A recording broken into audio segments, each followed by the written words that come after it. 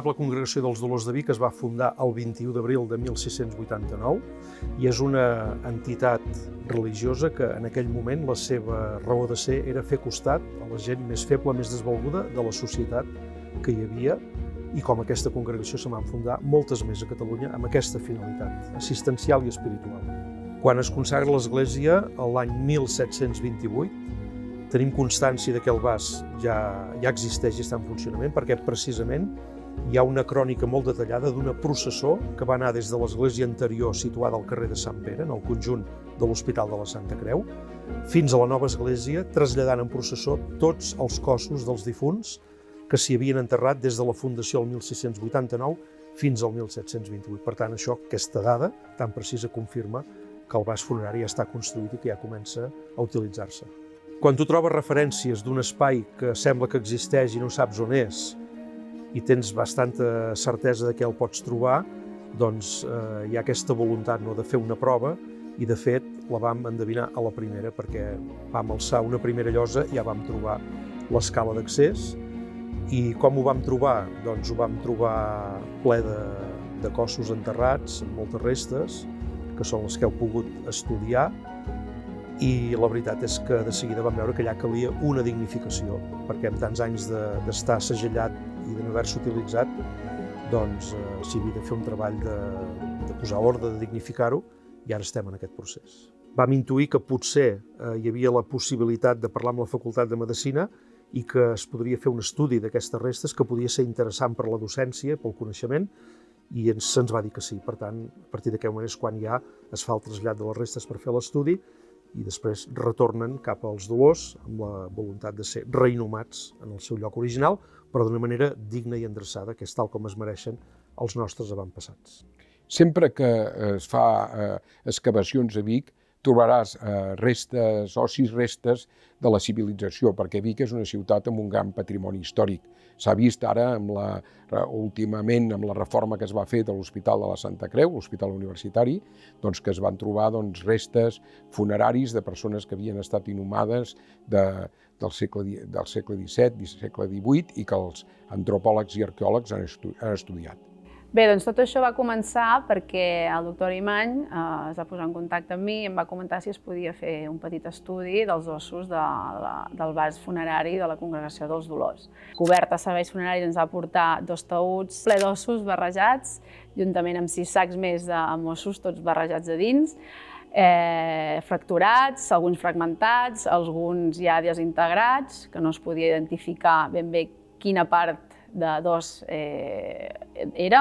Vam repartir tots els ossos per les taules de la sala de dissecció i juntament amb el meu equip vam organitzar tots aquests ossos que estaven enters, que es podien identificar tot l'os enter, i també vam separar amb els fragmentats, i llavors els vam començar a organitzar amb tipologia d'os, és a dir, fèmurs en fèmurs, húmers en húmers, peroneus en peroneus, tíbies en tíbies, etc. Un cop fet això, vam començar a comptar quants ossos hi havia de cada. I el número més gros, que en aquest cas va ser de fèmurs esquerre, vam poder determinar que hi havia un mínim de 33 individus sepultats en aquest vas funerari. Com que s'havia de fer un estudi, intentar fer un perfil biològic de tots aquests ossos, determinar el sexe, estimar l'edat, l'estatura, etc., doncs també saber el carboni 14, vaig contactar amb l'Ot Ordeig, l'arqueòleg de l'empresa C14 d'aquí a Osona, i com ell és un expert, poder fer una col·laboració conjunta, Facultat de Medicina amb C14. El carboni 14 és una prova que ja fa anys que es fa, en la qual ve a permetre identificar l'antiguitat d'una resta biològica, tant sigui fusta com sigui os.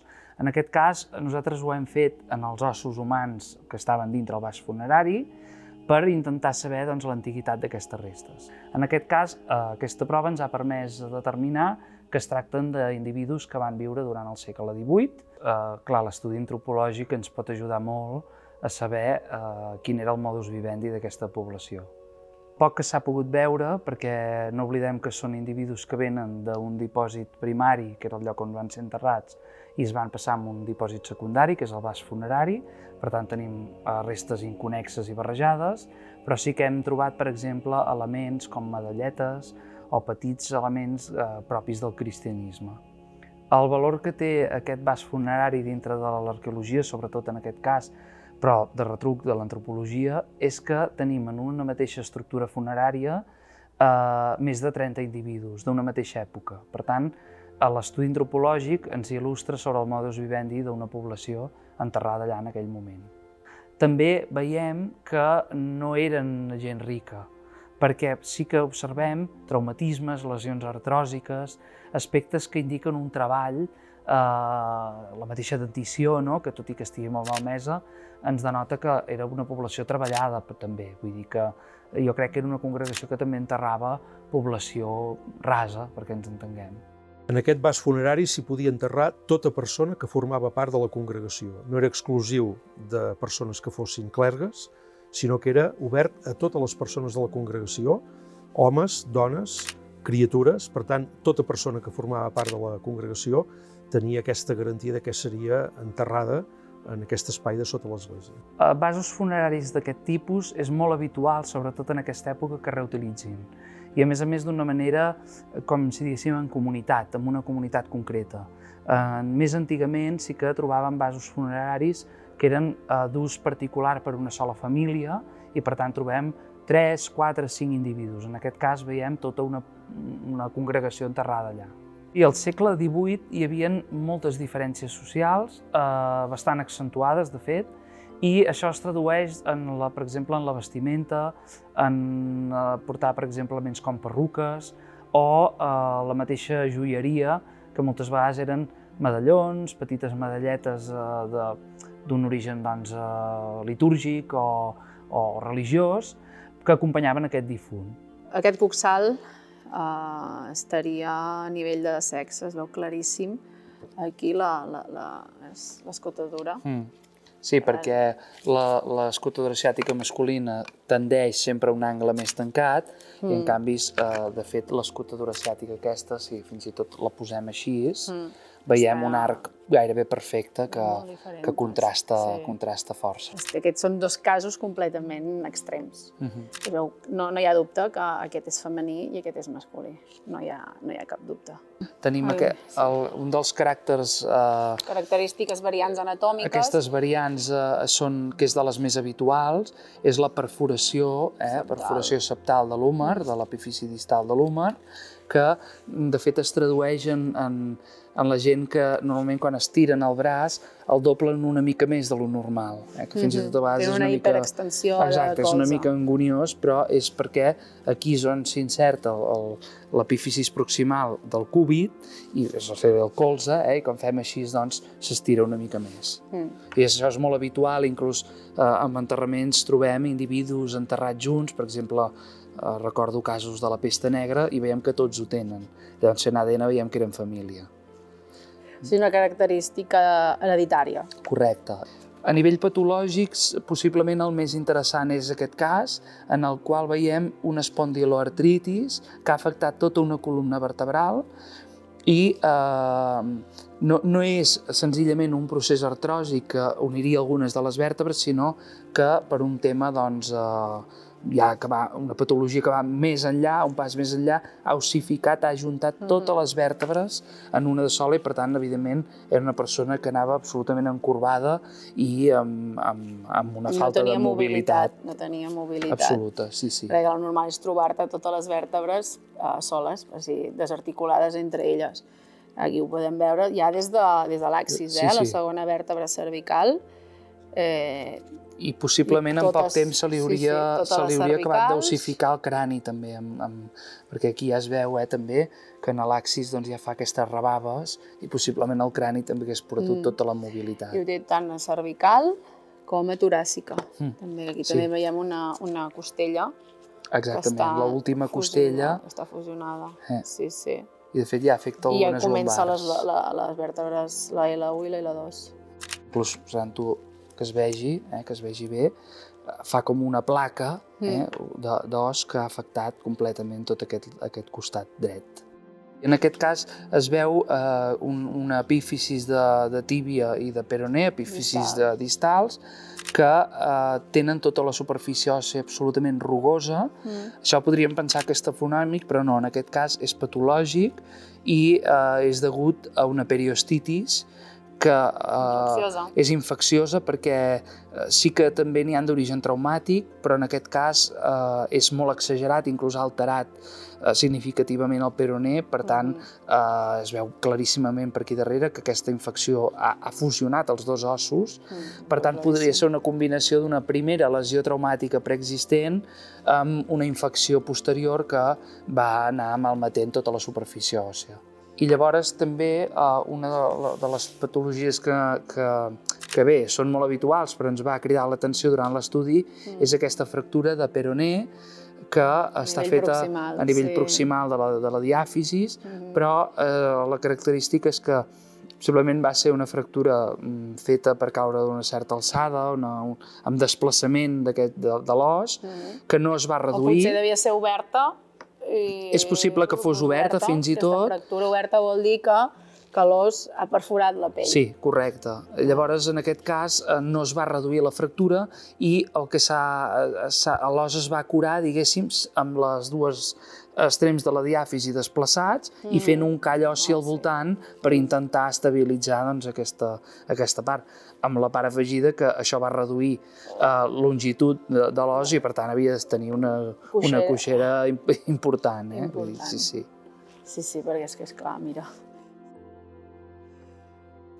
Està completament desfarat. Això hauria d'anar aquí recte. A nivell tafonòmic, o sigui, el color, que és el color aquest marró i taques, no és que tinguem els ossos marrons, sinó que s'han oxidat en contacte amb oxigen, en contacte amb altres ossos, amb l'humitat, depèn de com han estat exposats. Però sí que és veritat, tenim diferents coloracions, per exemple aquest que és de color verd, que això ens indica que ha estat en contacte amb bronze. En aquest cas concorda amb les medalletes de color verd que hem trobat que devien estar en contacte amb aquesta part de l'os frontal i la part orbital també d'aquest crani. I no només d'aquí, sinó també ens hem trobat en uns còndils femorals, que és la part més distal, la part del genoll, que forma el genoll, doncs també l'hem trobat de colorada. Actualment el vas, un cop retirades les restes, està en estat pur, tal com es va trobar, per indicació dels serveis de restauració de la Generalitat que van donar aquesta consigna i, per tant, la intervenció ha sigut minimalista, de posar una llum molt tènue, una passarel·la per poder passar sense tocar en absolut el terra, o sigui, està tot en el seu estat original, perquè hem sigut respectuosos amb l'espai, i ara la idea és, quan hi hagi possibilitats econòmiques, perquè tot val diners, és poder tornar a reintroduir les restes que s'hi van trobar amb uns ossaris dignes i que quan s'hi faci un accés en moments d'actes de pregària pels difunts es vegi tot amb dignitat i tal com pertoca. Home, Vic serà la seu del Museu d'Història de Medicina de Catalunya i per tant hi haurà una part que és una part d'antropologia i d'arqueologia de restes que es puguin trobar i que es puguin estudiar i que serviran per pedagogia pels futurs alumnes dels graus de Medicina, Odontologia o graus d'Infermeria, però també serviran per les visites que es vulguin fer del reste de l'Estat a un museu que és viu, un museu que té coneixement directe, que serveix per pedagogia de la societat, serveix per formació i serveix també pel reconeixement del nostre patrimoni històric. L'Església dels Dolors de Vic és un conjunt patrimonial, artístic i espiritual de primer ordre.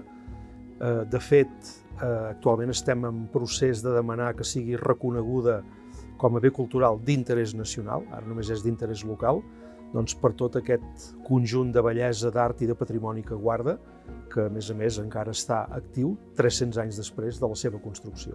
L'interessant de fer estudis com aquests que hem fet i, a més de recuperar els espais com el que vol recuperar la Congregació dels Dolors, és, com passa en tota l'arqueologia i la història, que són elements d'interès general. És a dir, és part de la nostra història que cal que conservem i fem difusió perquè tot això pugui arribar a la població i coneguem millor el nostre passat. El missatge és que la congregació és una entitat viva, dinàmica i que el que vol oferir és una proposta espiritual i també cultural a les noves generacions perquè la coneguin, perquè de fet si la coneixen l'estimaran. I si la gent ens estimem la congregació, jo crec que podem projectar-li molts anys de vida i d'existència.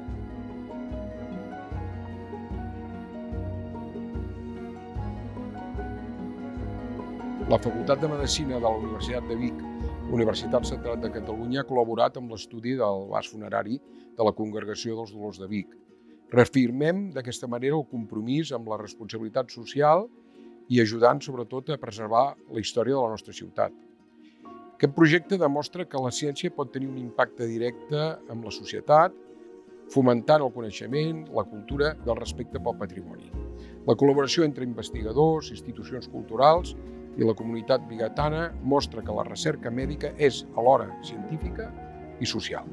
Amb iniciatives com aquesta, la facultat aplica els seus coneixements combinant recerca de qualitat amb un compromís ètic en benefici de la ciutadania.